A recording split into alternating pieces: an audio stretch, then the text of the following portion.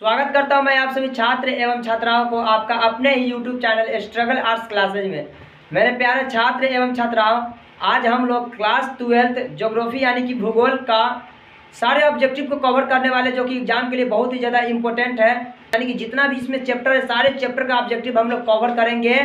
बिना टाइम को व्यतीत किए हुए चलिए हम लोग चलते हैं उस ऑब्जेक्टिव की ओर। तो आप लोग क्या काम कीजिए, आप लोग एक काम कीजिए कि आप लोग लगा लीजिए एक हेडफोन या ईयरफोन, ब्लूटूथ जो भी हो लगा लीजिए और कान में लगा करके अस्थिर से कहीं शांति जगह पे जा करके बैठ जाइए और ध्यान से पूरे ऑब्जेक्टिव को देखिए आराम से। यकीन रखिए, अगर आपने पूरे ऑब्जेक्टिव को देख लिया तो एग्जाम के लिए कोई टेंशन लेने की ज़रूरत नहीं पड़ेगा। चलिए बिना टाइम को हम व्यतीत किए हुए हम लोग चलते हैं और एक एक चैप्टर के सारे ऑब्जेक्टिव को कवर करते हैं। देखिए पहला जो चैप्टर है मानव भूगोल प्रकृति एवं विषय क्षेत्र। इसका जो ऑब्जेक्टिव है, निम्न पुस्तकों में कौन हमबोल्ट द्वारा लिखित है? उत्तर है का समास। निम्न में से कौन मानव भूगोल से संबंधित नहीं है? तो उत्तर हो जाएगा समुद्र विज्ञान। अगला प्रश्न है फैब्रेस किससे संबंधित है? फैब्रेस जो है संबंधित है, किससे संबंधित है? तो वह संभववाद से संबंधित है। अगला प्रश्न, संभववाद की अवधारणा में किस घटक को महत्वपूर्ण माना गया है? उत्तर हो जाएगा मानवीय घटक को। नियतिवाद संकल्पना में किस घटक को महत्वपूर्ण माना गया? उत्तर हो जाएगा मानवीय घटक एवं प्राकृतिक घटक, दोनों घटक हो जाएगा। निम्न में से कौन सा एक मानव भूगोल से संबंधित नहीं है? उत्तर हो जाएगा मात्रात्मक क्रांति। बहुत ही ज़्यादा इंपॉर्टेंट प्रश्न है ये। नवनिश्चयवाद के प्रवर्तक कौन है? उत्तर हो जाएगा टेलर, जिसको ग्रिफिथ भी कहा जाता है, ग्रिफिथ टेलर कहा जाता है। अगला प्रश्न, किसने कहा मानव प्रकृति का दास है? किसने कहा? तो उत्तर हो जाएगा एलन सैम्पुल ने। अगला प्रश्न, मानव भूगोल का जनक किसे कहा जाता है? उत्तर हो जाएगा रेटजेल को। किसको कहा जाता है मानव भूगोल का जनक? तो रेटजेल को। उत्तर इसमें रेटजेल लिखा हुआ है, रेटजेल होगा, ठीक है ना। जियोग्राफी जेनेरालिस के लेखक कौन है? उत्तर हो जाएगा वारेनियर। कौन है? तो वारेनियर। अगला प्रश्न है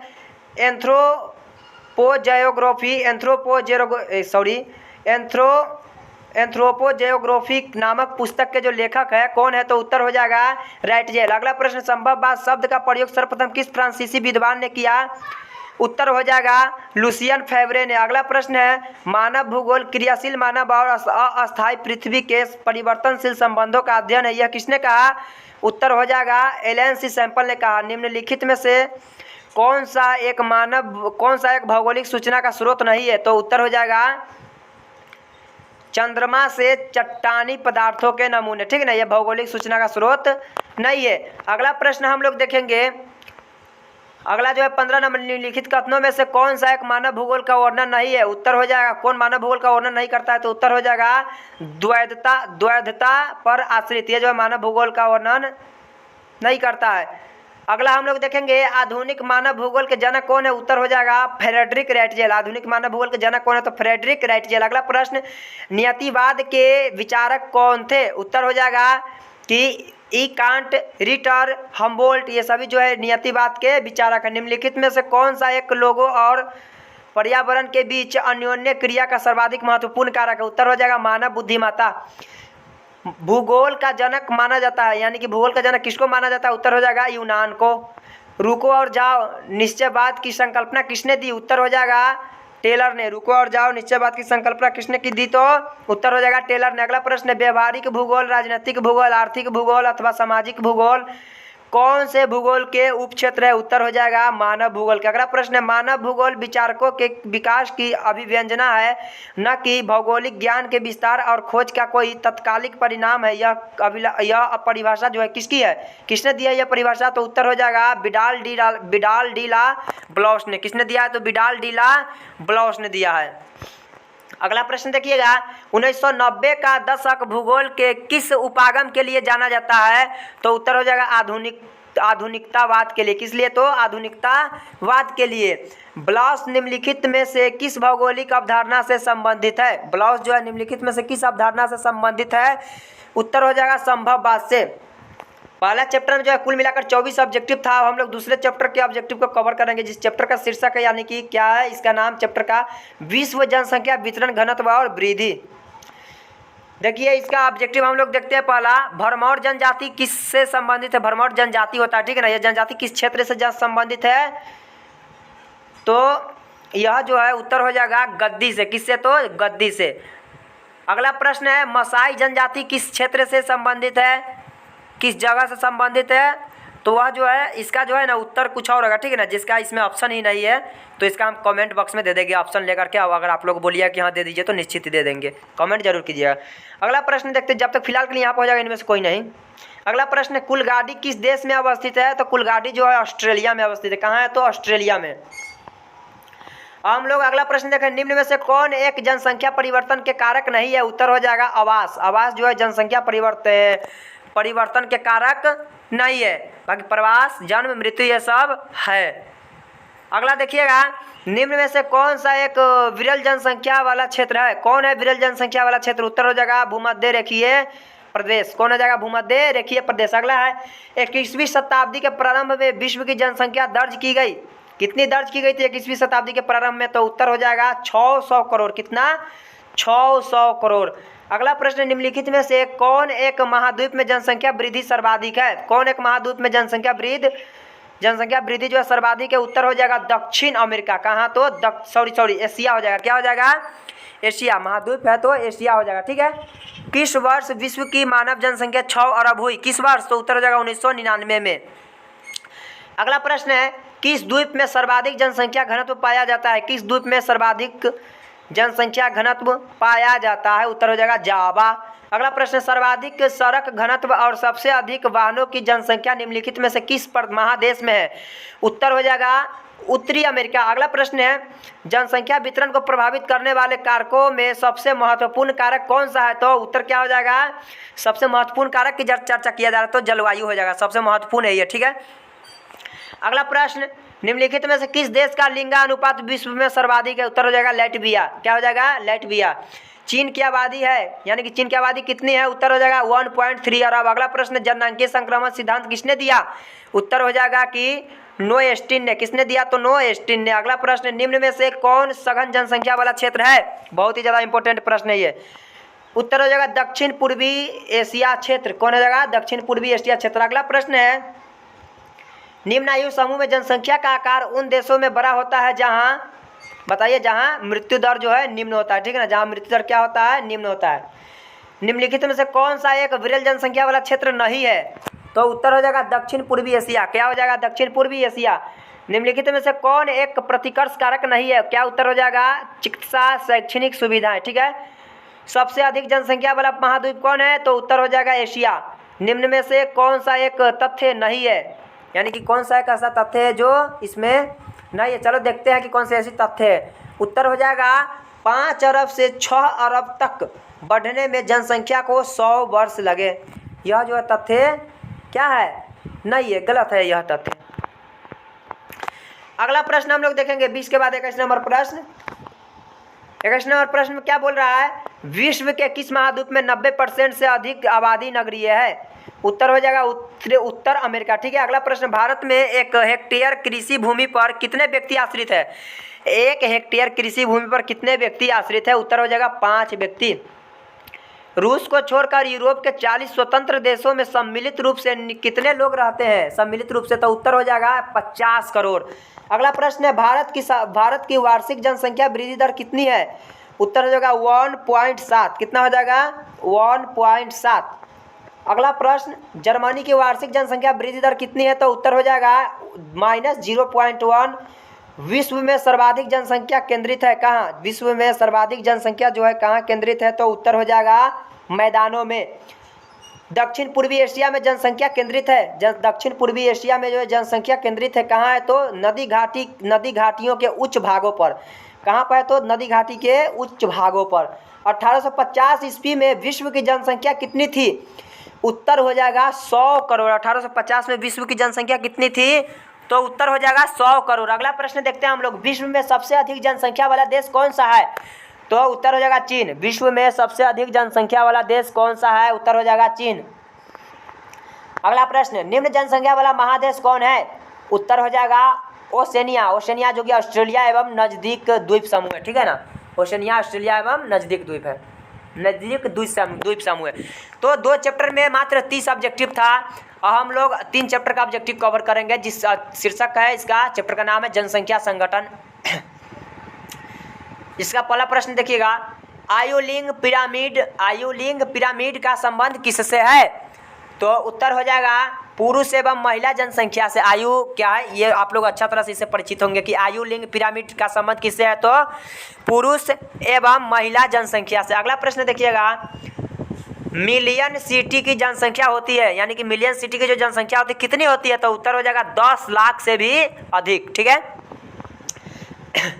अगला प्रश्न देखिएगा, निम्न में से कौन आयु वर्ग कार्यशील जनसंख्या का प्रतिनिधित्व है? निम्न में से कौन आयु वर्ग कार्यशील जनसंख्या का प्रतिनिधित्व है? उत्तर हो जाएगा 15 से 59 वर्ग। ठीक है ना, मतलब 15 से जो 59 वर्ष के जो व्यक्ति होते हैं ना, यह देश के लिए काफ़ी ज़्यादा लाभदायक साबित होते हैं। ठीक है ना, याद रखिएगा, बड़ी इंपॉर्टेंट है। कहीं आपसे पूछते हैं 15 से 59 वर्ष के जनसंख्या के बारे में आप क्या जानते हैं, लिखे तो लिख सकते हैं आप लोग। यही लोग जो है देश का भविष्य है। ठीक है ना, ये लोग देश के लिए बहुत कुछ कर सकते हैं। अगला प्रश्न, निम्नलिखित में से किसने संयुक्त अरब अमीरात के लिंग अनुपात को निम्न किया है? उत्तर हो जाएगा पुरुष कार्यशील जनसंख्या का चयनित प्रवास। पुरुष कार्यशील जनसंख्या का चयनित प्रवास। अगला प्रश्न, 100% शहरी जनसंख्या वाले देश का नाम क्या है? 100% शहरी जनसंख्या वाले देश का नाम क्या है? उत्तर हो जाएगा सिंगापुर। अगला प्रश्न, विश्व जनसंख्या दिवस कब मनाया जाता है? विश्व जनसंख्या दिवस कब मनाया जाता है? उत्तर क्या हो जाएगा 11 जुलाई। अगला प्रश्न जो है ये प्रश्न था आपका 6 नंबर। अगला प्रश्न हो जाएगा 7 नंबर। आयु पिरामिड के लिए सामान्यतया प्रयोग किया जाता है। आयु पिरामिड के लिए जो है सामान्यतया प्रयोग किया जाता है कौन सा आयु? तो वो हो जाएगा उत्तर 5 से 10 वर्ष वाला आयु वर्ग। ठीक है, निम्न यूरोपीय देशों में से किस में नगरीकरण सर्वाधिक पाया जाता है? बताइए कौन सा होगा? तो उत्तर हो जाएगा माल्टा। ठीक है, अगला प्रश्न है, प्रौढ़ आयु वर्ग से तात्पर्य है, यानी कि प्रौढ़ आयु वर्ग से क्या तात्पर्य है? तो उत्तर हो जाएगा 15 से 59 वर्ष। अगला प्रश्न है, लिंग अनुपात का संबंध किससे है? उत्तर हो जाएगा पुरुष तथा स्त्रियों के बीच।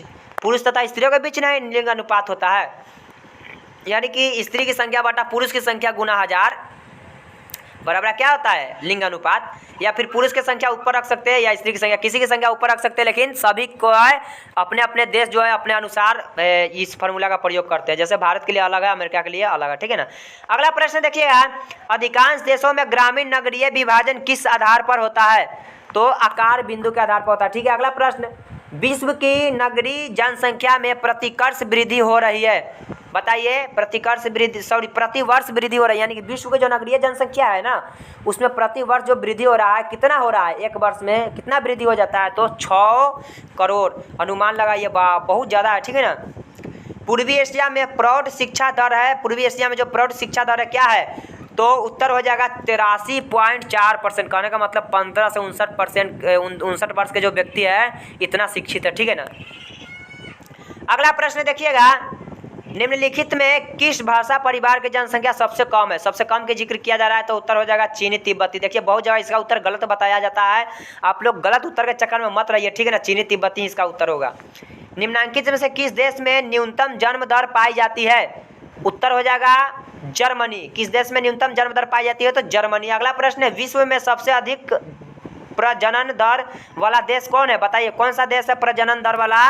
विश्व की बात हो रहा है, तो उत्तर हो जाएगा नाइजर। क्या हो जाएगा? नाइजर। अगला प्रश्न देखिए आप लोग, निम्नांकित में कौन सा आयु वर्ग नहीं है? कौन सा आयु वर्ग जो है नहीं है? तो उत्तर हो जाएगा 60 वर्ष से अधिक। ये जो है आयु वर्ग देश के लिए कुछ नहीं कर सकता है, 60 वर्ष से अधिक वाला। और ऐसे भी इसको आयु वर्ग के अंतर्गत रखना सही नहीं होगा, चूँकि मेरे अनुसार जो है ना उत्तर ये गलत दिया हुआ है। पता है क्यों?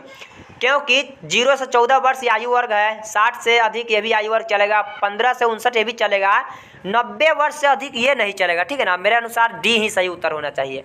विश्व में सबसे अधिक नगरीयकृत देश हैं, यानी कि विश्व में सबसे अधिक नगरीयकृत देश कौन सा है? तो उत्तर हो जाएगा ग्रेट ब्रिटेन। कौन सा हो जाएगा? Great Britain. 3 चैप्टर में मात्र 18 ऑब्जेक्टिव था, हम लोग 4 चैप्टर के ऑब्जेक्टिव को कवर करेंगे, जिस चैप्टर का शीर्षक यानी कि चैप्टर का नाम है मानव विकास। चलिए पहला ऑब्जेक्टिव हम लोग देखते हैं इस चैप्टर का। निम्नलिखित देशों में किसमें प्रसन्नता को प्रगति का माप माना गया है? उत्तर हो जाएगा भूटान में। ठीक है, निम्नलिखित में से कौन सा विकास सर्वोत्तम वर्णन करता है? कौन सा विकास? तो उत्तर हो जाएगा गुण में धनात्मक परिवर्तन। अगला प्रश्न, किस वर्ष से यूएनडीपी मानव विकास सूचकांक प्रकाशित कर रहा है? किस वर्ष से? तो उत्तर हो जाएगा 1990 से। अगला प्रश्न, मानव विकास की अवधारणा निम्नलिखित में से किस विद्वान की देन है? मानव विकास की अवधारणा निम्नलिखित में से किस विद्वान की देन है? तो डॉक्टर महबूब उल हक, डॉक्टर महबूब उल हक, जो कि डॉक्टर महबूब उल हक जो है ना पाकिस्तान के निवासी थे, याद रखिएगा। निम्नलिखित में से कौन शैक्षिक नगर है? कौन सा ऐसा नगर है जो शैक्षिक नगर है? उत्तर हो जाएगा रुड़की। कौन सा हो जाएगा? रुड़की। अगला प्रश्न देखिएगा, ये 5 तक था, यहाँ पे 6 नंबर प्रश्न देखिएगा आप लोग। 6 नंबर जो प्रश्न है, 6 नंबर प्रश्न बोला निम्नलिखित में से किस क्षेत्र से एस्किमो क्या है, सॉरी एस्किमो संबंधित है? किस क्षेत्र से एस्किमो संबंधित है? तो उत्तर क्या हो जाएगा? अलास्का। क्या हो जाएगा? अलास्का। अगला प्रश्न, केरल में साक्षरता दर कितने प्रतिशत है? केरल की जिक्र किया जा रहा है, वहाँ जो साक्षरता दर कितने प्रतिशत है? तो 93.91%, यानी कि 93.91% जो है वहाँ पर साक्षरता दर, ठीक है ना। बहुत ज़्यादा लोग वहाँ पर साक्षर हैं, यानी कि शिक्षित है। अगला प्रश्न देखिए, भारत में निम्नलिखित प्रवास धाराओं के प्रमुख हैं? भारत में निम्नलिखित प्रवास धाराओं में प्रमुख है, बताइए कौन है प्रवास धाराओं में प्रमुख? उत्तर हो जाएगा ग्रामीण से नगरीय, यानी कि ग्रामीण से नगरीय जो है यह प्रमुख है। अगला प्रश्न, 2021 में स्त्री साक्षरता दर कितनी थी? 2001 में स्त्री साक्षरता दर कितनी थी? तो उत्तर जो हो जाएगा 54.16%, यानी कि 55.16% जो है इतना साक्षरता दर था, ठीक है ना, स्त्री का। अगला प्रश्न, निम्नलिखित में से कौन सा देश उच्च मानव विकास वाला नहीं है? कौन सा देश है जो उच्च मानव विकास वाला नहीं है? तो उत्तर हो जाएगा मिस्र। मिस्र जो है उच्च मानव विकास वाला नहीं है। अगला प्रश्न, केरल का मानव सूचकांक कितना है? केरल का मानव सूचकांक कितना है? उत्तर हो जाएगा 0.638%। अगला प्रश्न, प्राथमिक विद्यालय स्तर की आयु सीमा क्या है? प्राथमिक विद्यालय स्तर की आयु सीमा क्या है? तो 6 से 11 वर्ष।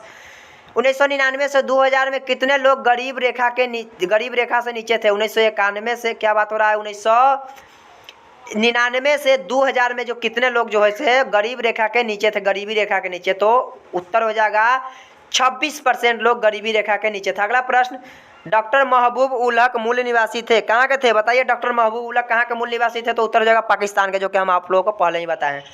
निम्नलिखित में से किस देश का मानव विकास सूचकांक भारत से उच्च नहीं है? किस देश का मानव विकास सूचकांक जो है भारत से उच्च नहीं है? तो उत्तर हो जाएगा म्यांमार। क्या हो जाएगा? म्यांमार। अगला प्रश्न, निम्नलिखित में से कौन सा देश उच्च मानव विकास स्तर में सम्मिलित नहीं है? कौन ऐसा देश जो उच्च मानव विकास स्तर में सम्मिलित जो है नहीं है? तो उत्तर हो जाएगा भारत।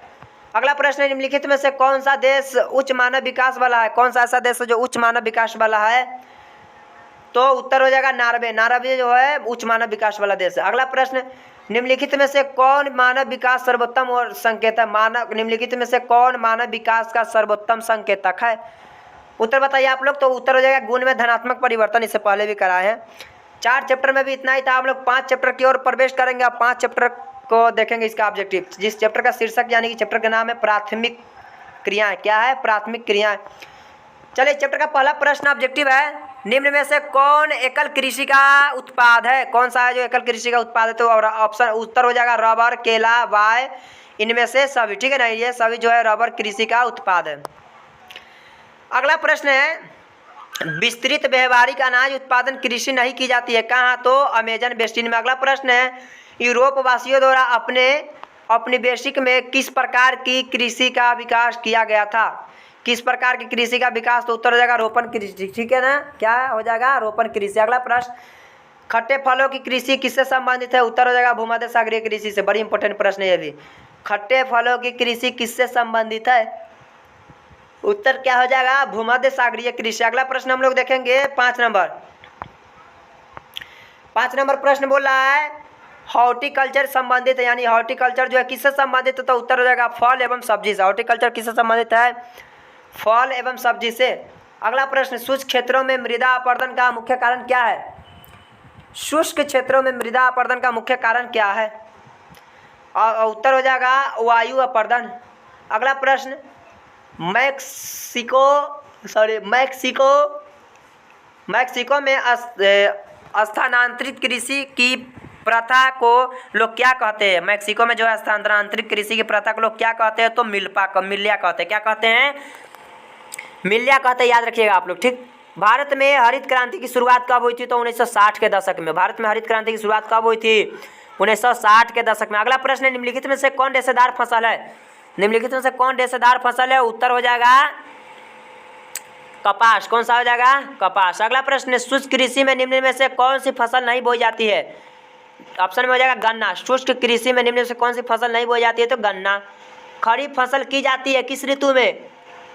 खरीफ फसल की ऋतु क्या है? खरीफ फसल की जो कृषि ऋतु है क्या है? तो उत्तर हो जाएगा जून से सितंबर, यानी कि जून से सितंबर में खरीफ फसल का ऋतु रहता है, उस समय खेती करने का समय रहता है, ठीक है। ब्राजील के कॉफी बागान को क्या कहा जाता है? ब्राजील के कॉफी बागान को लोग क्या कहते हैं? तो उत्तर हो जाएगा फेजेंडा। अगला प्रश्न है, रबी की फसल पैदा होती है, रबी की फसल जो है पैदा होती है कब? तो शीत ऋतु में। और निम्नलिखित में कौन सी प्राथमिक क्रियाकलाप है? उत्तर हो जाएगा कृषि। कृषि जो है प्राथमिक क्रियाकलाप, ठीक है ना। अगला प्रश्न देखिएगा, गेहूं की खेती के लिए आदर्श तापमान कितना होना चाहिए? गेहूं की खेती के लिए आदर्श तापमान कितना होना चाहिए? उत्तर हो जाएगा 10 डिग्री सेल्सियस से 20 डिग्री सेल्सियस होना चाहिए, ठीक है। अगला प्रश्न है, चावल धान की खेती किससे संबंधित है? उत्तर हो जाएगा गहन निर्वाह कृषि से। चावल धान की कृषि किससे संबंधित है? तो गहन निर्वाह कृषि से। अगला प्रश्न देखिएगा,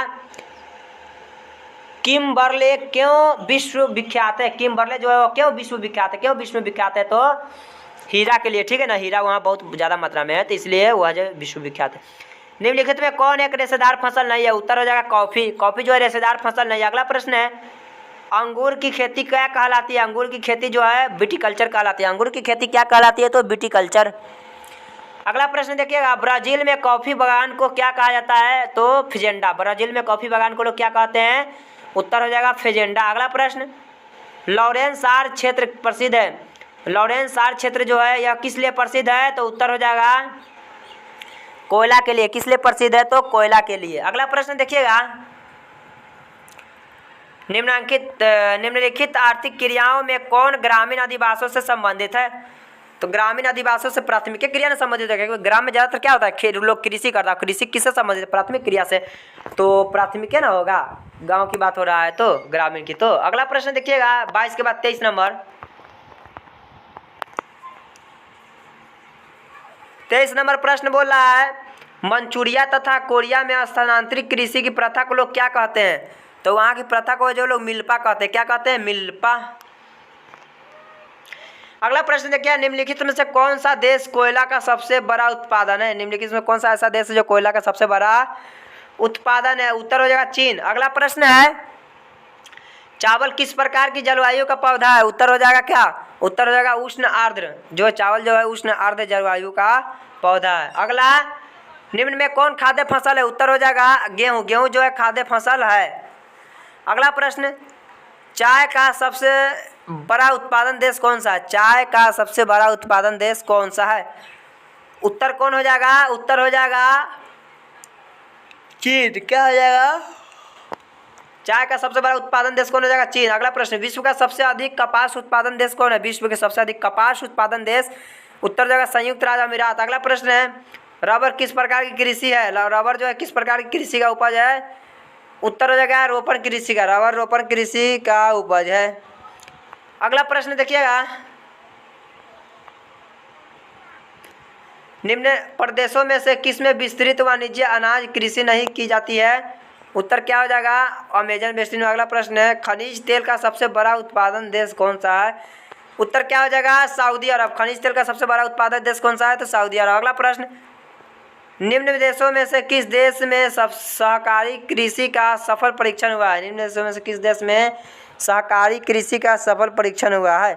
उत्तर क्या हो जाएगा? उत्तर हो जाएगा डेनमार्क। अगला प्रश्न है, फूलों की कृषि क्या कहलाती है? सरफाटक। फूलों की जो कृषि है क्या कहलाती है? तो उत्तर हो जाएगा फ्लोरिकल्चर। फूलों की कृषि क्या कहलाती है? तो फ्लोरिकल्चर। इससे पहले वाला प्रश्न का उत्तर गलती नहीं ना बोले हैं। प्रश्न था कि निम्न में से किस देश में सहकारी कृषि का सफल परीक्षण किया गया? उत्तर बोले डेनमार्क। और फूलों की कृषि क्या कहलाती, तो फैक्ट्री क्या बोले फ्लोरिकल्चर। अगला प्रश्न है, निम्नलिखित में से कौन सी खाद्य फसल है, उत्तर हो जाएगा मक्का। निम्नलिखित में कौन सी खाद्य फसल है, तो उत्तर हो जाएगा मक्का। अगला प्रश्न, निम्न में से कौन सी कृषि के प्रकार का विकास यूरोपीय औपनिवेशिक समूह द्वारा किया गया, कौन सी किसके विकास, तो उत्तर हो जाएगा रोपण कृषि का। अगला प्रश्न है, निम्न में से किस प्रकार की कृषि में खट्टे रसदार फलों की कृषि की जाती है, किस में, तो उत्तर हो जाएगा भूमध्य सागरीय कृषि में। अगला प्रश्न है, किरकुक जो विश्व में सर्वाधिक महत्वपूर्ण तेल क्षेत्र है कहाँ स्थित है, उत्तर बताइएगा आप लोग, उत्तर हो जाएगा इराक में। कहाँ स्थित है, तो इराक में। उत्तर यहाँ तक 33 तक हो गया है। हम लोग अगला प्रश्न देखेंगे, 33 नहीं 38 तक हो गया है। हम लोग अगला देखेंगे, निम्न में से कौन सी एकल कृषि नहीं है, उत्तर क्या हो जाएगा, उत्तर हो जाएगा कौन सी एकल कृषि नहीं है, तो उत्तर क्या हो जाएगा मिश्रित कृषि, जो एकल कृषि नहीं है, अकेला नहीं होता है, ठीक है ना। रूर कोयला क्षेत्र किस देश में स्थित है, तो रूर कोयला क्षेत्र जो है जर्मनी में स्थित है। अगला प्रश्न, निम्नलिखित में से किसे क्यूबा की रानी कहा जाता है, निम्नलिखित में से किसे जो है क्यूबा की रानी कहा गया है, उत्तर क्या हो जाएगा आपका, उत्तर हो जाएगा गन्ना को क्यूबा की रानी कहा जाता है, ठीक है ना। बागाती कृषि सर्वाधिक मात्रा में कहाँ विकसित है, उत्तर क्या हो जाएगा, उत्तर हो जाएगा मध्य अमेरिका में। कहाँ पे है ज़्यादा, तो मध्य अमेरिका में। अगला प्रश्न, निम्नलिखित में से कौन लौह अयस्क की किस्म नहीं है, ऐसी कौन है जो लौह अयस्क की किस्म नहीं है, तो हो जाएगा लिग्नाइट जो है लौह अयस्क की किस्म नहीं है, चूँकि इस पर हमको डाउट है, थोड़ा सा क्लियर कर देंगे बाद में। मैसाबी श्रेणी के संबंध किससे है, उत्तर बताओ। मैसाबी कृषि का संबंध किससे है, उत्तर हो जाएगा चीन में। अगला प्रश्न है, अगला प्रश्न है, गहन निर्वाह कृषि प्रचलित है, गहन निर्वाह कृषि जो है प्रचलित है भाई किसके लिए, तो उत्तर हो जाएगा चीन में। कहाँ पर प्रचलित है, चीन में। विश्व में तांबा अयस्क का सबसे बड़ा उत्पादन देश कौन है, तो उत्तर हो जाएगा चिली।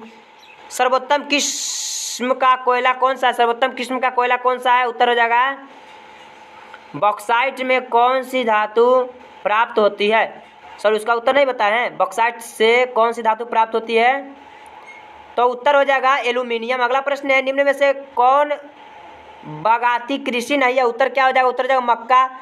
अगला प्रश्न देखिएगा, निम्नलिखित में से किसे कर्तन दहन कृषि भी कहते हैं, यानी कौन सा ऐसा है बताओ जिसको कर्तन दहन कृषि भी कहते हैं, तो उत्तर हो जाएगा आदिम निर्वाह कृषि, इसको जो हम लोग कर्तन दहन कृषि भी कहते हैं। बने रहिए आप लोग वीडियो के साथ। अब हम लोग चैप्टर 6 का देखते हैं ऑब्जेक्टिव। देख लिया आप लोग, अब आगे देखिएगा। अगला जो 6 चैप्टर है, 6 चैप्टर के इसका शीर्षक अर्थात इसका जो चैप्टर है, चैप्टर का नाम है द्वितीयक क्रियाएं।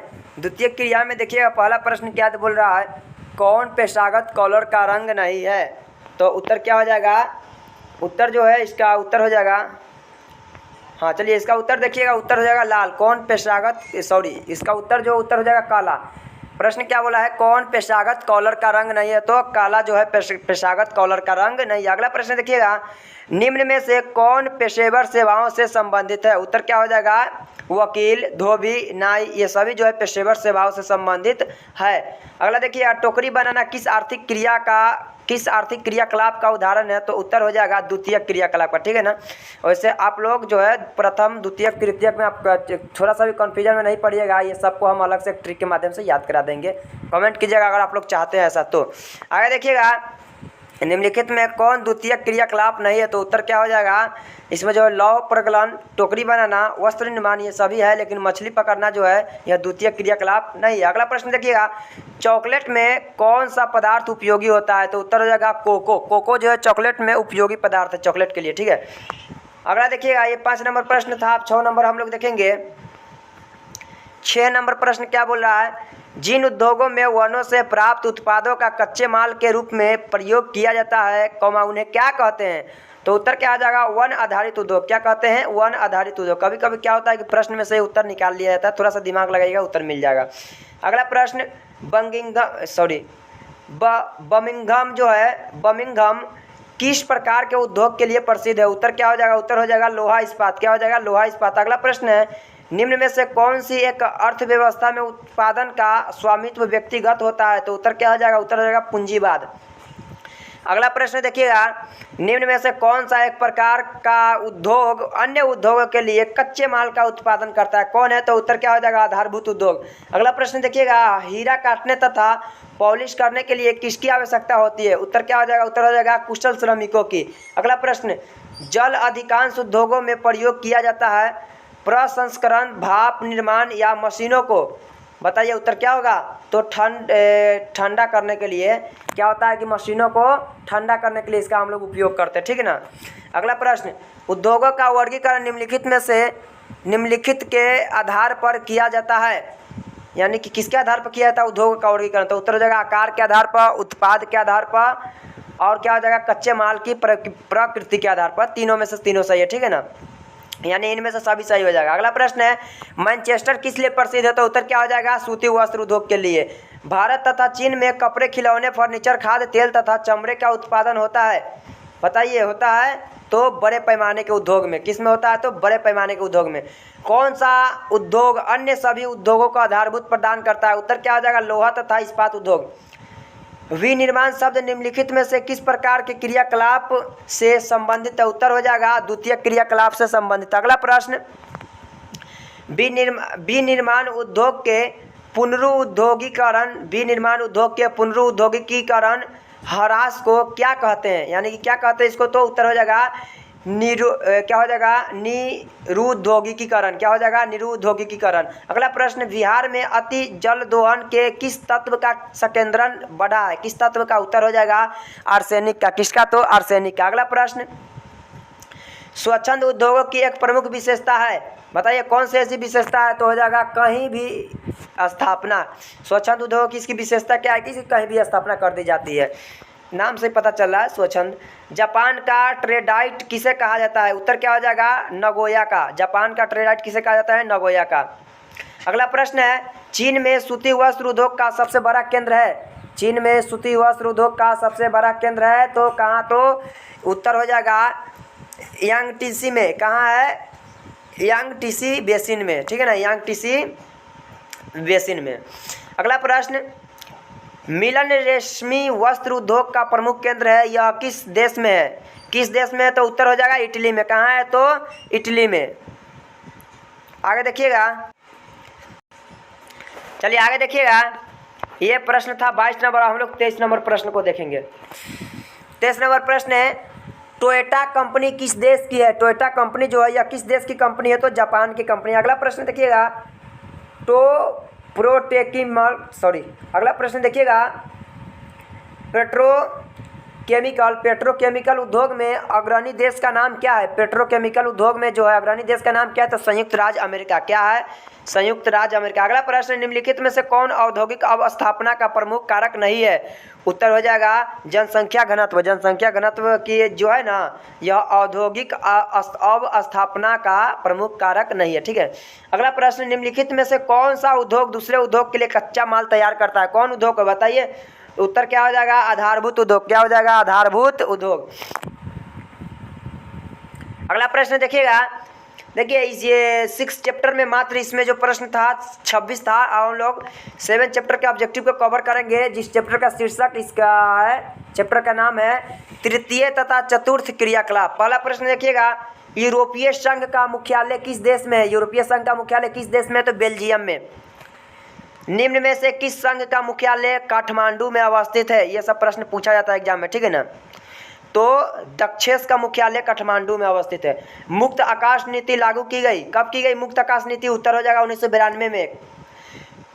उच्च परिणाम और स्तर वाले अन्वेषण से संबंधित क्रियाकलापों को क्या कहा जाता है? तो उत्तर हो जाएगा चतुर्थ क्रियाकलाप, ठीक है ना। इसमें चतुर्थ क्रियाकलाप दिया हुआ है, चूंकि मेरे अकॉर्डिंग यह उत्तर गलत है। मेरे अकॉर्डिंग जो उत्तर होगा वह उत्तर क्या हो जाएगा? देखिएगा, अगर हम अपने अकॉर्डिंग उत्तर की बात करें तो यहाँ पर जो उत्तर है, किधर गया? मेरे अकॉर्डिंग उत्तर हो जाएगा यह पंचम क्रियाकलाप, ठीक है ना। जो पंचम क्रियाकलाप हम टिक लगाए ना, बस वही उत्तर हो जाएगा, ठीक है। चलिए आगे देखिएगा, विश्व का सबसे बड़ा तृतीय क्रियाकलाप कौन सा है? तो उत्तर हो जाएगा पर्यटन। निम्नलिखित में कौन सा एक चतुर्थ क्रियाकलाप है? उत्तर क्या हो जाएगा? विश्वविद्यालय अध्यापन चतुर्थ क्रियाकलाप का उदाहरण है। अगला प्रश्न, निम्नलिखित में से कौन सा एक तृतीय क्रियाकलाप है? उत्तर हो जाएगा व्यापार। व्यापार जो है यह तृतीय क्रियाकलाप का उदाहरण है। बाह्य स्रोतीकरण सहायक है। बताइए, बाह्य स्रोतीकरण जो सहायक है, किस लिए सहायक है? तो दक्षता सुधारने में। किस लिए? तो दक्षता को सुधारने में, विकासशील देशों में रोजगार बढ़ाने में, कीमतों को घटाने में। क्या है कि कीमतों को घटाने में, यानी कि इनमें से सभी चीज़ के लिए बाह्य स्रोतीकरण उपयोगी है, सहायक है।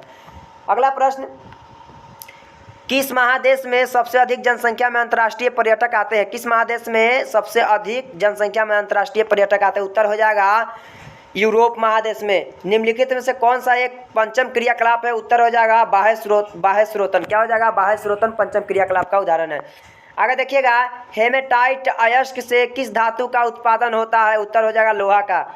शिक्षा कानून क्रियाकलाप है। बताइए, शिक्षा कानून क्रियाकलाप जो है किसके उदाहरण है? तो चतुर्थ क्रियाकलाप का। अब 12 के बाद 13 नंबर प्रश्न को हम लोग देखेंगे। देखिएगा 13 नंबर प्रश्न, निम्नलिखित में से कौन सा एक सेक्टर दिल्ली, मुंबई, चेन्नई और कोलकाता में सर्वाधिक रोजगार प्रदान करता है? बताइए कौन होगा? तो सेवा। क्या हो जाएगा? तो सेवा। अगला प्रश्न, भारत का सबसे बड़ा तेल शोधक कारखाना कहाँ है? तो उत्तर हो जाएगा जामनगर में। कहाँ है भारत का सबसे बड़ा तेल शोधक कारखाना? तो जामनगर में।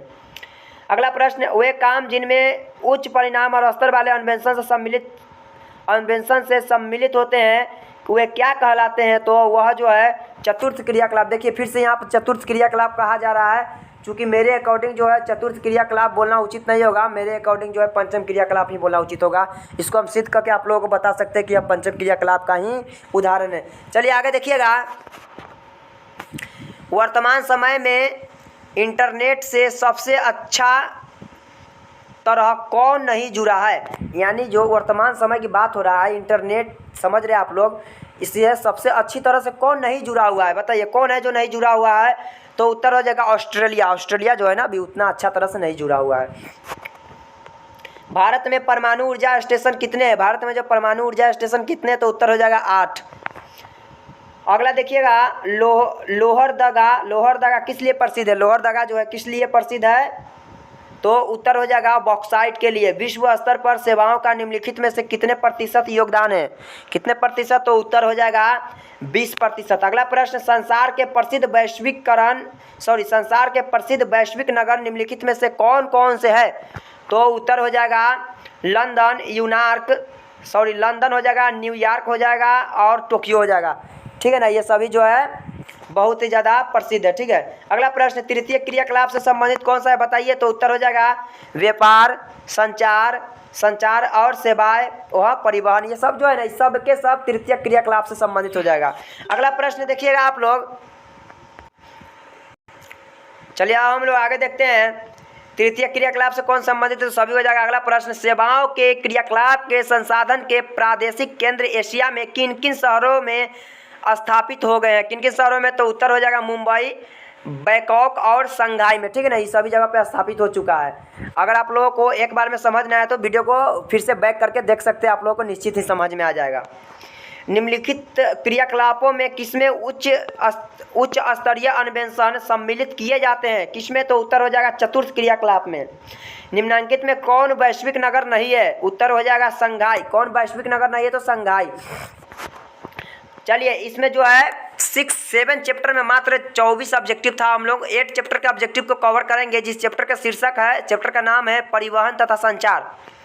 परिवहन मतलब आप लोग समझते हैं परिवहन करना, एक जगह से दूसरी जगह पर जाना, परिवहन करना परिवहन के माध्यम से।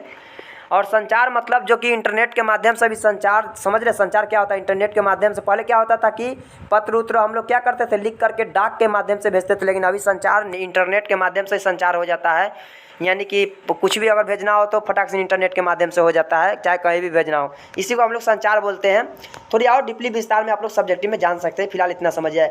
चलिए इसका पहला प्रश्न देखिए, किस पतन को सुएज मार्ग का लाभ प्राप्त है? तो उत्तर हो जाएगा कोच्चि को। अगला प्रश्न, किस मार्ग का उपयोग अर्जेंटीना एवं यूरोप के बीच व्यापार के लिए होता है? तो उत्तर हो जाएगा केप मार्ग का। किस मार्ग? तो केप मार्ग।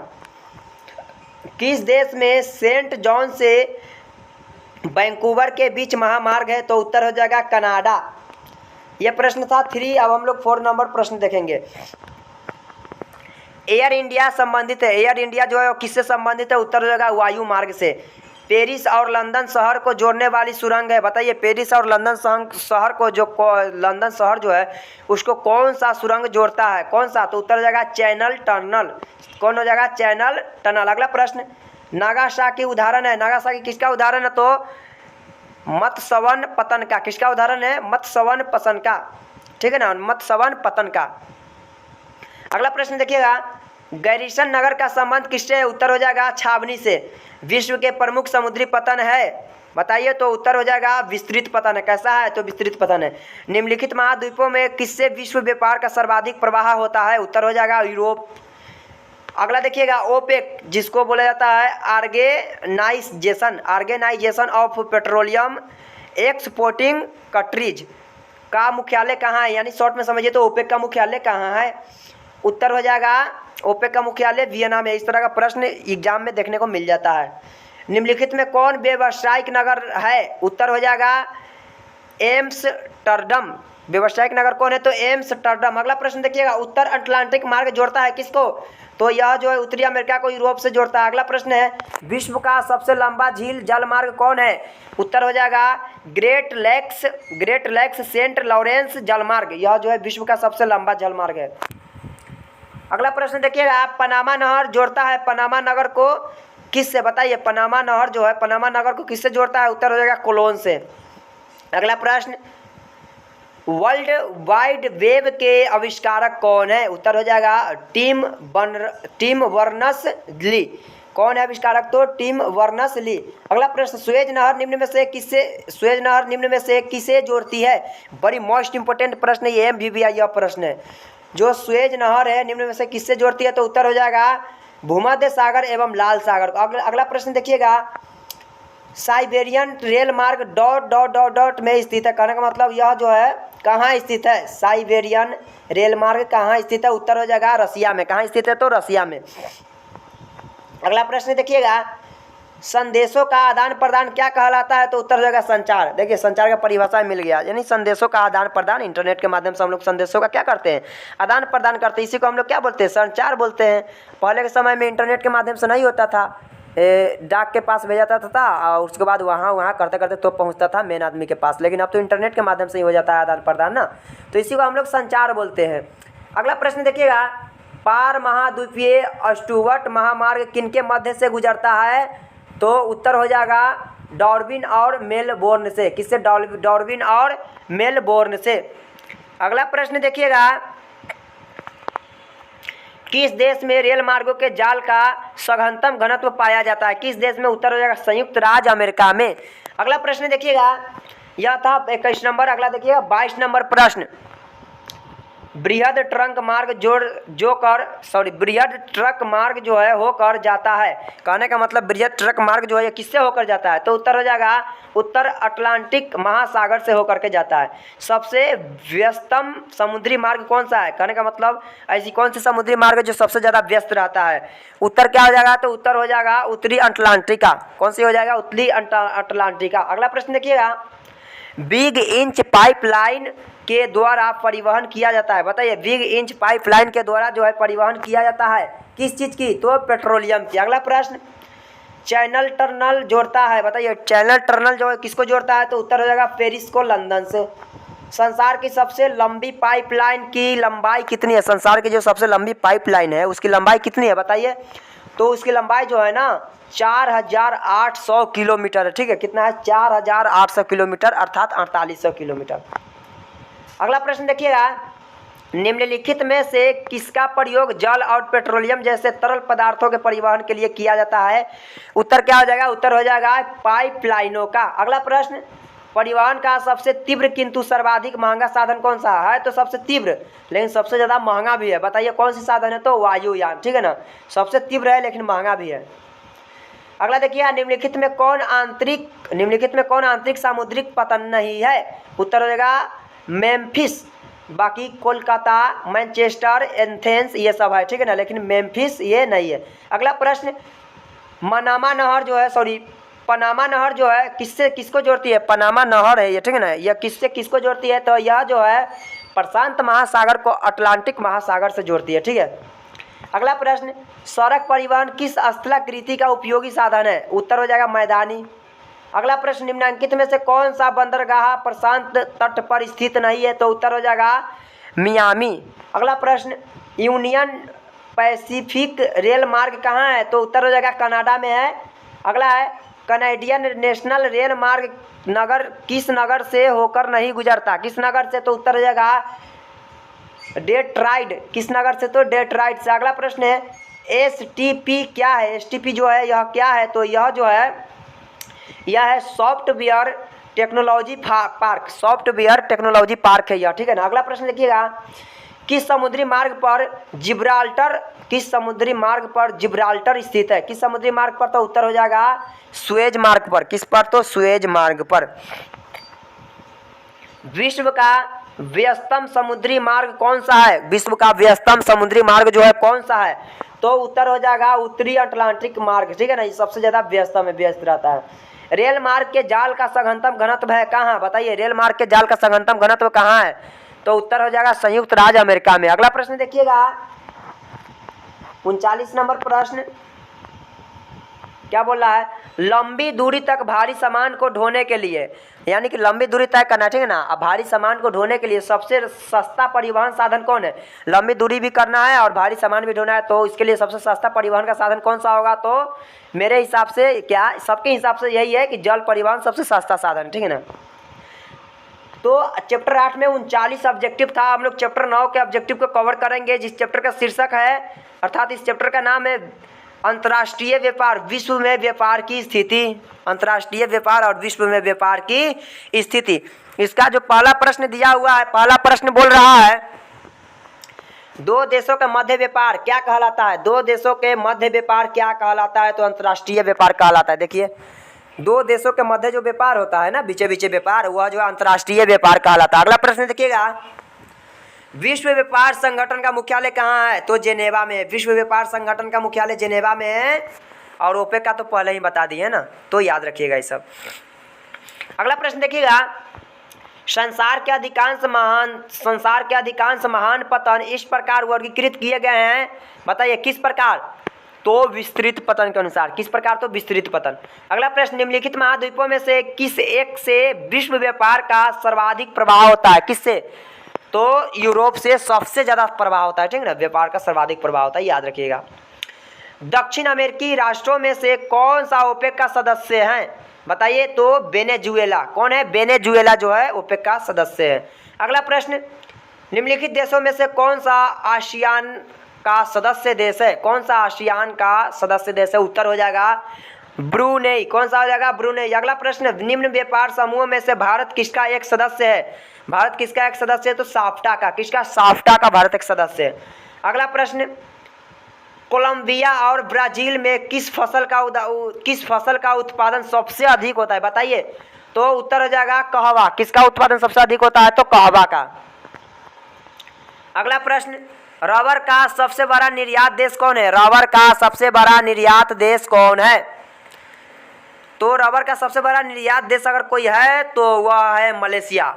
अगला प्रश्न, अंतर्राष्ट्रीय व्यापार कितने प्रकार का होता है? तो अंतर्राष्ट्रीय व्यापार 2 प्रकार का होता है, ठीक है ना। 1996 में कुल विश्व निर्यात का कितने प्रतिशत भाग सेवाओं का था? कितने प्रतिशत? तो 25% भाग जो था ना, वो सेवाओं का था। अगला प्रश्न, समुद्र तट से दूर स्थल खंड के पतन को क्या कहते हैं? तो आंतरिक पतन कहते हैं, याद रखिएगा। अगला प्रश्न, माराकाइबो पतन निम्न में से किस देश में अवस्थित है? माराकाइबो पतन निम्न में से किस देश में अवस्थित है? उत्तर हो जाएगा वेनेजुएला में। अगला प्रश्न है, आयात एवं निर्यात के बीच मूल्यों के अंतर को क्या कहते हैं? तो व्यापार संतुलन कहते हैं। क्या कहते हैं? आयात एवं निर्यात के बीच मूल्यों के अंतर को तो व्यापार संतुलन कहते हैं। अगला प्रश्न, रेशम मार्ग लंबी दूरी के व्यापार का आरंभिक उदाहरण है, जो किससे किसको जोड़ता है? तो रोम को चीन से जोड़ता है, ठीक है ना। निम्नलिखित में से कौन इथोपिया की राजधानी है?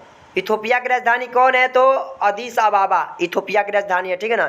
इस सब तो राजधानी तो याद ही कर लीजिएगा, ठीक है ना। देश का जो राजधानी है, चाहे ऐसे राजधानी हो, देश का हो या फिर ये राजधानी हो, उससे हमको मतलब नहीं है, बस आपको याद कर लेना है, क्योंकि ऐसा एग्जाम में हर साल 1-2 दिखने को ही मिलता है, जरूर से जरूर मिलता है, फर्स्ट सिटिंग हो या सेकेंड सिटिंग। अगला प्रश्न देखिएगा, यह था 16, हम लोग 17 नंबर को कवर करेंगे। ओपेक का संस्थापक सदस्य नहीं है, बताइए ओपेक का संस्थापक सदस्य कौन नहीं है? तो इराक है, ईरान है, सऊदी अरब है, लेकिन ऑस्ट्रिया नहीं है। अगला प्रश्न, कोमकोन व्यापार संघ समाहित करता है? कोमकोन व्यापार संघ जो है समाहित करता है, बताइए किससे किसको? तो पूर्वी यूरोप देशों को। किसको? तो पूर्वी यूरोप देशों को। अगला प्रश्न, विश्व के किस देश से होने वाले निर्यात में वस्तुओं की सबसे अधिक विविधता है? किस देश? तो जर्मनी हो जाएगा, ठीक है ना। भारत किस व्यापार समूह का सह सदस्य है? भारत किस व्यापारिक समूह का सह सदस्य है? तो उत्तर हो जाएगा, देखिए अगर आप लोग कहीं से याद कीजिएगा तो गलत मत कीजिए, याद कीजिएगा, उत्तर साफ्टा हो जाएगा, ठीक है ना। इसमें गलत आंसर दिया होता, उत्तर हो जाएगा साफ्टा। अगला प्रश्न, निम्नलिखित में से कौन सा ओपेक का सदस्य राष्ट्र नहीं है? उत्तर हो जाएगा रशिया। अगला है, भारत एक सदस्य है, बताइए भारत एक सदस्य है किसका? तो उत्तर हो जाएगा साफ्टा का। ये तो इंपॉर्टेंट प्रश्न है, इससे पहले भी रिपीट हुआ था। तो चैप्टर 9 में मात्र 22 ऑब्जेक्टिव था, हम लोग चैप्टर 10 के ऑब्जेक्टिव को कवर करेंगे। इस चैप्टर का शीर्षक है, अर्थात इस चैप्टर का नाम है मानव बस्ती, अर्थात आप लोग समझ सकते हैं मानव बस्ती मतलब। इसका पहला प्रश्न दिया हुआ है, पहला जो प्रश्न है, पहला प्रश्न बोल रहा है सेंटी टाउन का संबंध है किससे? सेंटी टाउन का संबंध किससे है? उत्तर हो जाएगा मलिन धरती में, सॉरी सेंटी टाउन का संबंध किससे है? तो गंदी बस्ती से है। अगला प्रश्न, सर्वाधिक प्रदूषण कहाँ मिलता है? सर्वाधिक प्रदूषण जो मलिन धरती में ही मिलता है। निम्नलिखित में कौन रूस में अवस्थित है? तो उत्तर हो जाएगा तुला जो है रूस में अवस्थित है। बाकी टोक्यो, शंघाई, एशियन ये सब रूस में नहीं है। अगला प्रश्न, नदी के सहारे बसा गांव किस प्रतिरूप में आएगा? नदी के सहारे जो गांव बसा किस प्रतिरूप में आएगा? तो रेखीय प्रतिरूप में आएगा। निम्नलिखित में से किस प्रकार की बस्तियां सड़क, नदी या नहर के किनारे होती है? तो वृत्ताकार बस्ती सड़क, नदी या नहर के किनारे होती है। अगला प्रश्न, कालाहारी मरुस्थल में कौन सी जनजाति निवास करती है? उत्तर हो जाएगा बुशमैन। कौन हो जाएगा? बुशमैन। अगला प्रश्न है, सह अभाव वाले क्षेत्रों में किस प्रकार की बस्तियां पाई जाती है? उत्तर हो जाएगा प्रकीर्ण। अगला प्रश्न है, अधिवास की लघुत्तम इकाई है? अधिवास की लघुत्तम इकाई है पल्ली। मेगानगर की जनसंख्या कितनी होती है? मेगानगर की जो जनसंख्या होती है ना कितनी होती है? तो मेगानगर की जनसंख्या 50 लाख से भी अधिक होती है। अगला प्रश्न, एसेन कहाँ है? एसेन जो है यह कहाँ है? तो उत्तर हो जाएगा एसेन जो है जर्मनी में। कहाँ है एसेन? जर्मनी में। अगला प्रश्न देखिएगा, वर्ष 2011 के प्रारंभ में भारत में कितनी मिलियन सिटी थी? वर्ष 2011 के अनुसार की बात हो रहा है, प्रारंभ में भारत में कितनी मिलियन सिटी थी? तो उस समय भारत में 53 मिलियन सिटी थी। कितनी? तो 53 मिलियन। अगला प्रश्न देखिएगा आप लोग, 11 नंबर तक हो गया। चलिए अगला प्रश्न देखिएगा, 12 नंबर, किसी झील के चारों ओर बसा गांव किस प्रतिरूप में आएगा? तो निहारकीय, जिसको वृत्ताकार भी बोला जाता है। ऐसा सब प्रश्न बहुत बार एग्जाम में पूछा गया, इस बार भी रहेगा। अगला प्रश्न, पर्वतीय भागों में किस प्रकार की बस्तियां पाई जाती है? तो पर्वतीय भागों में सीढ़ीनुमा बस्तियां पाई जाती है, ठीक है। अगला प्रश्न, नदियों के डेल्टाई भाग में कौन सा प्रतिरूप पाया जाता है? तो पंखा प्रतिरूप। अगला प्रश्न है, टुंड्रा क्षेत्रों में एस्किमो द्वारा बर्फ के टुकड़ों में बनाए गए अधिवास क्या कहलाते हैं?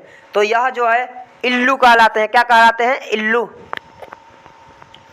अगला प्रश्न देखिए आप लोग, निम्न में से किस प्रदेश में प्रलेखित प्राचीनतम नगरी बस्ती रही है? किस प्रदेश में? तो सिंधु घाटी में। अगला प्रश्न, सिंधु घाटी के बारे में विस्तार से इतिहास में पढ़ना ही है, चूँकि हम पढ़ा भी रहे हैं, आप लोग देख भी सकते हैं। अगर आप लोग चाहे तो सब्जेक्टिव भी लेकर के आ जाएंगे हम, हर एक विषय का अपने ही शब्द में, बिल्कुल ही रटने की जरूरत नहीं पड़ेगा, थोड़ा सा भी नहीं। अगला प्रश्न देखिएगा, 2006 के प्रारंभ में भारत में कितने मिलियन सिटी थी? तो उत्तर हो जाएगा 2006 के प्रारंभ की बात हो रहा है तो 42 मिलियन। अगला प्रश्न, विकासशील देशों की जनसंख्या के सामाजिक ढांचे के विकास एवं आवश्यकताओं की पूर्ति में कौन से प्रकार के संसाधन सहायक है? तो उत्तर हो जाएगा प्राकृतिक संसाधन। अगला प्रश्न देखिएगा, भारत में कितनी जनसंख्या वाली बस्ती को ग्रामीण बस्ती कहते हैं? उत्तर हो जाएगा 5000 से कम, ठीक है। कितने हजार से कम? तो 5000 से कम। बस्तियों को कितने प्रकारों में बांटा गया है? तो बस्तियों को जो है 2 प्रकारों में बांटा गया है। अगला प्रश्न, रूस के टुंड्रा भाग में रहने वाली आदिम जाति इनमें से कौन है? उत्तर हो जाएगा याकुत। कौन है? याकुत। अगला प्रश्न देखिएगा, ये सब जाति है, ठीक है ना। निम्नलिखित महत्वपूर्ण नगरों में से कौन सा पूर्णतः पर्वतीय घाटी स्थलाकृति पर स्थित है? उत्तर क्या हो जाएगा? अदिस अबाबा। अगला प्रश्न, सघन अधिवासियों को विभिन्न विद्वानों ने भिन्न नामों से पुकारा है, गलत जोड़ा बताइए। मतलब विभिन्न विद्वान जो है ना उसको विभिन्न नामों से पुकारा है, लेकिन इसमें से एक आध गो है जो गलत है, जोड़ा बताइए कौन सी जोड़ा गलत है। तो सघन बस्ती हटिंगटन इस नाम से नहीं पुकारा गया है, यह गलत जोड़ा है। अगला प्रश्न देखिएगा, फॉर्म गृह सामान्यतः कहाँ नहीं पाए जाते हैं? तो भारत में नहीं पाए जाते। फॉर्म गृह जो है भारत में नहीं पाए जाते हैं। अगला प्रश्न, पर्वतों एवं ऊंचे पठारों पर किस प्रकार व्यवसाय की प्रधानता रहती है? तो उत्तर हो जाएगा व्यापार। किस प्रकार की व्यवसाय की प्रधानता रहती है? तो व्यापार की। निम्नांकित में कौन सा पठारी नगर है? उत्तर हो जाएगा नागपुर। नागपुर जो है पठारी नगर है। अगला प्रश्न, भिलाई नगर किस वर्ग का है? भिलाई नगर जो है किस वर्ग का है? तो उत्तर हो जाएगा औद्योगिक। भिलाई नगर जो किस वर्ग का है? तो औद्योगिक। अगला प्रश्न देखिएगा, ग्रिफिथ टेलर के अनुसार नगरों के विकास की आवश्यकताएं है। ग्रिफिथ टेलर के अनुसार बात हो रहा है, बड़ा ही फेमस व्यक्ति हैं ये। ग्रिफिथ टेलर के अनुसार नगरों के विकास की अवस्थाएं हैं, तो वह है 7। कितनी अवस्थाएं हैं? तो 7, याद रखिएगा इसको। 28 के बाद 29 नंबर प्रश्न को हम लोग कवर करेंगे।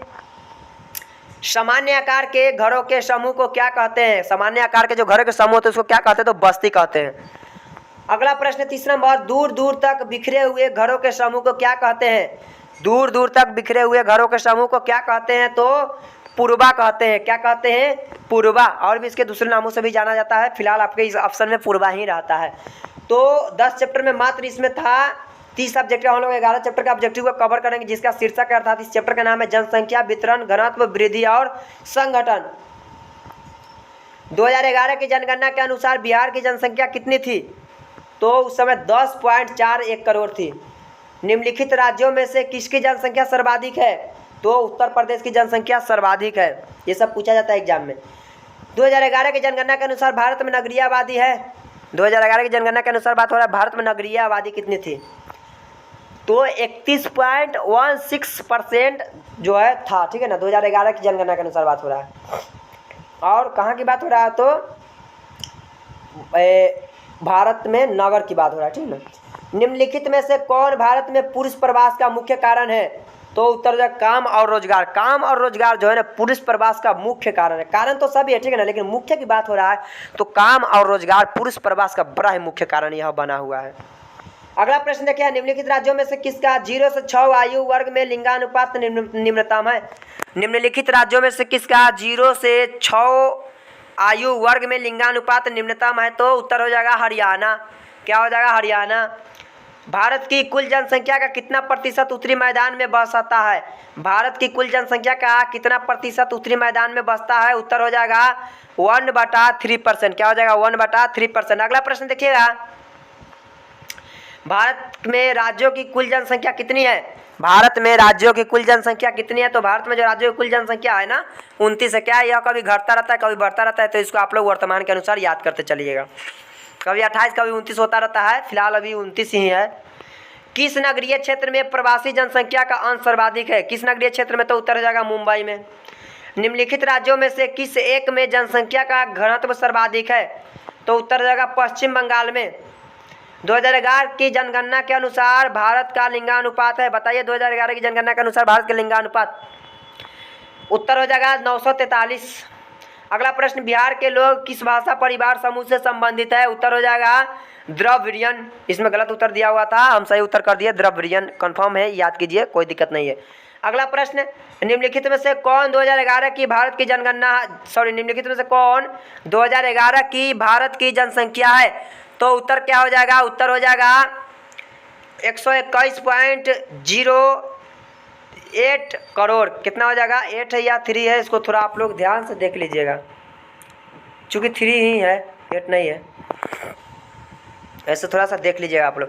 निम्नांकित में से कौन भाषा आर्य भाषा वर्ग में नहीं आती है? कौन सा भाषा आर्य भाषा वर्ग में नहीं आती है? तो उत्तर हो जाएगा तेलुगु जो है ना भाषा आर्य भाषा वर्ग में नहीं आती है।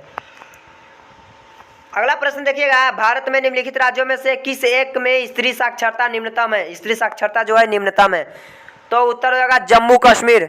हालांकि गलत उत्तर इसमें दिया हुआ था, हम सही उत्तर कर दिए जम्मू और कश्मीर। अब 14 के बाद 15 नंबर प्रश्न को देखिएगा, क्षेत्रफल के दृष्टिकोण से भारत का सबसे बड़ा राज्य कौन है? क्षेत्रफल की दृष्टिकोण से भारत का सबसे बड़ा राज्य कौन है? तो उत्तर हो जाएगा राजस्थान। अगला प्रश्न, 2011 की जनगणना के अनुसार भारत की जनसंख्या निम्नलिखित में से कौन सी है? उत्तर हो जाएगा 102.8 करोड़। अगला प्रश्न, 2011 की जनगणना के अनुसार निम्नलिखित में से किस राज्य में नगरीय जनसंख्या का अनुपात सर्वाधिक है? बताइए किस राज्य में? तो उत्तर हो जाएगा महाराष्ट्र में। निम्नलिखित में से कौन सा एक समूह भारत में विशालतम भाषाई समूह है? उत्तर हो जाएगा भारतीय आर्य। अगला प्रश्न है, क्षेत्रफल और जनसंख्या के अनुपात को क्या कहते हैं? उत्तर हो जाएगा जनसंख्या का घनत्व। क्षेत्रफल और जनसंख्या का अनुपात को जनसंख्या का घनत्व कहते हैं। सब्जेक्टिव में पूछता है जनसंख्या का घनत्व, ऑब्जेक्टिव में पूछता है। अगला प्रश्न, भारत में सबसे कम लिंगानुपात वाला राज्य कौन है? सबसे कम की बात हो रहा है तो वो हरियाणा हो जाएगा। भारत में सबसे पहली जनगणना कब की गई थी? भारत में सबसे पहली जनगणना कब की गई थी? तो 1872 ईस्वी में। भारत में सबसे पहली जनगणना 1872 ईस्वी में की गई थी। अर्थात अब आपसे यहाँ से कहीं से भी पूछे तो आप दिमाग लगा सकते हैं। पहली जनगणना 1872 में, तो दूसरी पूछेगा तो 5-5 साल पे होता है तो 5 साल जोड़ दीजिए। तीसरी पूछेगा उसमें 10 साल जोड़ दीजिए। चौथी पूछेगा 15 साल जोड़ दीजिए। यानी जोड़ते जाइए, उसमें जोड़ते जाइए और पूछते जाएगा। पहली केवल याद रखिए कि 1872 में हुई थी। अगला प्रश्न, किस अवधि में जनसंख्या वृद्धि का ह्रास हुआ है? किस अवधि में, किस समय में? तो 1911 से 1921 की अवधि में बड़ा जनसंख्या का ह्रास हुआ है। 1991 की जनगणना के अनुसार भारत में पुरुष श्रमिकों की जनसंख्या कितनी है? 1991 की जनगणना के अनुसार बात हो रहा है तो 51.62%। भारत में ग्रामीण जनसंख्या का प्रतिशत कितना है? भारत में ग्रामीण जनसंख्या का प्रतिशत जो है कितना है? तो उत्तर हो जाएगा 68.8%। अगला प्रश्न, किस दशक में नगरीय जनसंख्या का अनुपात सबसे कम था? किस दशक में नगरीय जनसंख्या का जो अनुपात था वह सबसे कम था? तो 1901 से 1911 में। अगला प्रश्न, 2011 की जनगणना भारत में महिला साक्षरता प्रतिशत 2011 के अनुसार भारत में महिला साक्षरता प्रतिशत क्या है? तो 64.6%। अगला प्रश्न, जो व्यक्ति वर्ष में 183 दिन लाभकारी कार्य करता है उसे क्या कहते हैं? तो उत्तर हो जाएगा मुख्य कामगार कहते हैं। भारत के जनसंख्या पिरामिड का आधार कैसा है? भारत की जनसंख्या पिरामिड का आकार कैसा है? तो उत्तर हो जाएगा चौड़ा जो है ना आधार है, चौड़ा आधार। अगला प्रश्न, आधार ही पूछा है। फिर से देखिए, भारत की जनसंख्या भारत की जनसंख्या पिरामिड का आधार कैसा है? तो चौड़ा आधार है, ठीक है ना। अगला प्रश्न, प्रजनन आयु वर्ग की सीमा क्या है? प्रजनन आयु वर्ग की सीमा क्या है? तो उत्तर है 15 से 59 वर्ष। अगला प्रश्न, 2011 की जनगणना के अनुसार बिहार का लिंगानुपात है। 2011 की जनगणना के अनुसार अगर हम लोग बात करें तो बिहार का लिंगानुपात क्या है? तो उत्तर हो जाएगा 918। अगला प्रश्न है, भारत में कितने प्रतिशत लोग कृषि पर आश्रित है? कितने प्रतिशत? तो 70% लोग जो है कृषि पर ही आश्रित है। अगला प्रश्न यह था 31। हम लोग देखेंगे 32 नंबर प्रश्न को। 2011 की जनगणना के अनुसार बिहार में प्रति वर्ग किलोमीटर जनसंख्या घनत्व है कितना है? तो बताइए। तो उत्तर हो जाएगा 1136। अगला प्रश्न देखिएगा, 2011 की जनगणना के अनुसार भारत के किस राज्य की जनसंख्या सबसे कम है? उत्तर हो जाएगा सिक्किम। 2011 की जनगणना के अनुसार बात हो रहा है, राज्य की बात हो रहा है तो सिक्किम। 2011 की जनगणना के अनुसार भारत की साक्षरता का प्रतिशत क्या है? उत्तर हो जाएगा 73%। कितना हो जाएगा? 73%। निम्नलिखित में से कौन सर्वाधिक जनसंख्या का मेगा नगर है? निम्नलिखित में से कौन सर्वाधिक जनसंख्या का मेगा नगर है? तो उत्तर हो जाएगा मुंबई। मुंबई जो है सर्वाधिक जनसंख्या का मेगा नगर है। अगला प्रश्न देखिएगा, भारत का प्रति वर्ग किलोमीटर जनसंख्या घनत्व है। भारत का जो प्रति वर्ग किलोमीटर जनसंख्या घनत्व है वो कितना है? तो उत्तर हो जाएगा 382। याद रख लीजिएगा इसको, ठीक है। अगला प्रश्न, 2011 की जनगणना के अनुसार भारत के किस राज्य का जनसंख्या घनत्व निम्नतम है? फिर से देखिए, 2011 की जनगणना के अनुसार भारत के किस राज्य का जनसंख्या घनत्व निम्नतम है? तो उत्तर हो जाएगा अरुणाचल प्रदेश के। अगला प्रश्न, 2011 की जनगणना के अनुसार भारत के किस राज्य में नगरीय जनसंख्या का प्रतिशत सर्वाधिक था? ध्यान से समझिए इस प्रश्न को फिर से। 2011 की जनगणना के अनुसार भारत के किस राज्य में नगरीय जनसंख्या का प्रतिशत सर्वाधिक था, सबसे ज़्यादा था? तो उत्तर हो जाएगा गोवा। चूंकि यहाँ पे पूछा जा रहा है राज्य और सबसे अधिक पूछा जा रहा है तो गोवा हो जाएगा। अगला और लास्ट प्रश्न इस चैप्टर का, भारत की जनगणना के अनुसार निम्नलिखित में से कौन नगर की परिभाषा का अंग नहीं है। भारत की जनगणना के अनुसार अगर हम लोग बात करें तो कौन ऐसा है जो परिभाषा का अंग नहीं है, नगर की परिभाषा का अंग नहीं है, तो देख लेते हैं। 75% से अधिक जनसंख्या का प्राथमिक क्षेत्र में संलग्न, 75% से अधिक जनसंख्या का प्राथमिक क्षेत्र में संलग्न, यह जो है यह भारत की जनगणना के अनुसार नगर की परिभाषा का अंग नहीं है। तो 11 चैप्टर में कुल मिलाकर 39 ऑब्जेक्टिव दिया हुआ था। हम लोग 12 चैप्टर के ऑब्जेक्टिव को कवर करेंगे, जिस चैप्टर का शीर्षक अर्थात इस चैप्टर का अर्थात इस पार्ट का नाम है, इस चैप्टर का नाम है प्रवास, प्रकार, कारण और परिणाम। चलिए देखते हैं इसका पहला जो ऑब्जेक्टिव दिया हुआ है। पहला ऑब्जेक्टिव है निम्नलिखित में से कौन सा भारत में पुरुष प्रवास का मुख्य कारण है। उत्तर हो जाएगा काम और रोजगार। मोस्ट इंपोर्टेंट प्रश्न है, भारत में पुरुष प्रवास का मुख्य कारण काम और रोजगार। निम्नलिखित में से कौन पर्यटक नगर है, तो उत्तर हो जाएगा नैनीताल। निम्नलिखित में किस राज्य में सर्वाधिक जनसंख्या में अप्रवासी आते हैं, तो उत्तर हो जाएगा महाराष्ट्र में। अगला प्रश्न है भारत में प्रवास की निम्नलिखित धाराओं में से कौन सी एक धारा पुरुष प्रधान है, उत्तर हो जाएगा ग्रामीण से नगरी, यह जो है ना पुरुष प्रधान है। ठीक है, अगला प्रश्न निम्नलिखित में किस नगरीय समूह में प्रवासी जनसंख्या का अंश सर्वाधिक है, उत्तर हो जाएगा मुंबई नगरीय समूह में। अगला प्रश्न निम्नलिखित में से कौन सा एक नगर गंगा नदी का प्रमुख प्रदूषक है, बताइए ऐसी कौन सी नगर है जो गंगा नदी का प्रमुख प्रदूषक है, उत्तर हो जाएगा वाराणसी। कौन है, वाराणसी, जिसको आप लोग वर्तमान में बनारसी भी बोलते हैं। 6 के बाद 7 नंबर प्रश्न देखिएगा, एक स्थान से दूसरे स्थान पर लोगों का स्थानांतरण क्या कहलाता है, तो उत्तर हो जाएगा क्या हो जाएगा, उत्तर हो जाएगा प्रवास कहलाता है। एक स्थान से दूसरा स्थान पर जब लोग स्थानांतरण करते हैं ना तो यह प्रवास कहलाता है। अगला प्रश्न देखिएगा 2001 की जनगणना के अनुसार भारत में कितने लाख लोगों का प्रवास हुआ। 2001 की जनगणना के अनुसार अगर हम लोग बात करें तो भारत में कितने लाख लोगों का प्रवास हुआ, उत्तर हो जाएगा 50 लाख लोगों का प्रवास हुआ 2011 की जनगणना के अनुसार। भारत की बात हो रहा है। अगला प्रश्न, भारत में कौन से पड़ोसी देश की सबसे अधिक प्रवासी आए हैं, भारत में कौन से पड़ोसी देश की सबसे अधिक प्रवासी आए हैं, उत्तर हो जाएगा बांग्लादेश। अगला प्रश्न है भारत के कितने लोग 110 देशों में फैले हुए हैं, भारत के कितने लोग जो है 110 देशों में फैले हुए हैं, उत्तर हो जाएगा 2 करोड़। भारत के 2 करोड़ लोग जो है ना 110 देशों में फैले हुए हैं।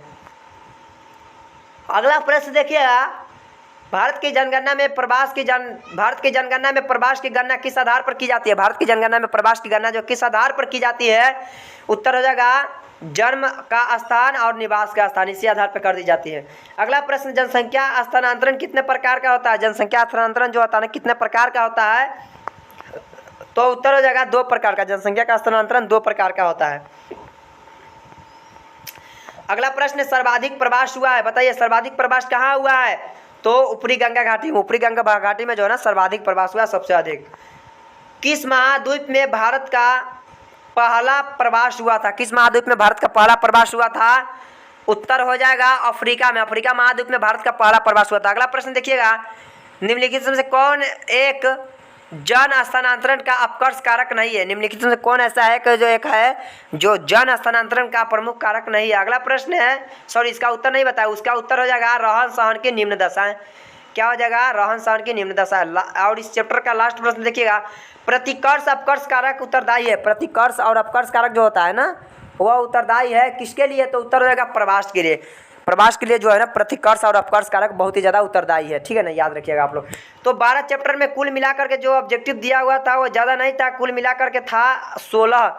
तो 12 चैप्टर तक हम लोग ऑब्जेक्टिव को कवर किया। हम लोग 13 चैप्टर के ऑब्जेक्टिव को कवर करेंगे, जिस चैप्टर का शीर्षक है अर्थात इस चैप्टर का नाम है मानव विकास। 13 जो है मानव विकास। चलिए इस चैप्टर का पहला प्रश्न हम लोग देखते हैं।